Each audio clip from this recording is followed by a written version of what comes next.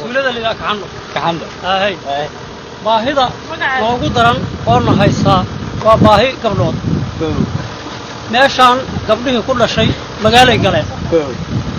midii ku hartana waxa la yeeshay 12 halaad sax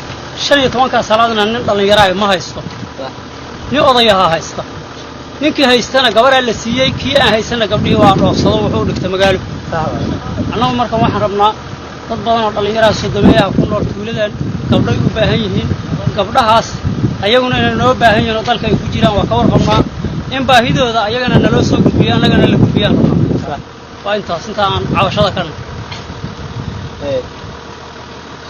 kuwan hadda gobolkan jooga ama deegaankan jooga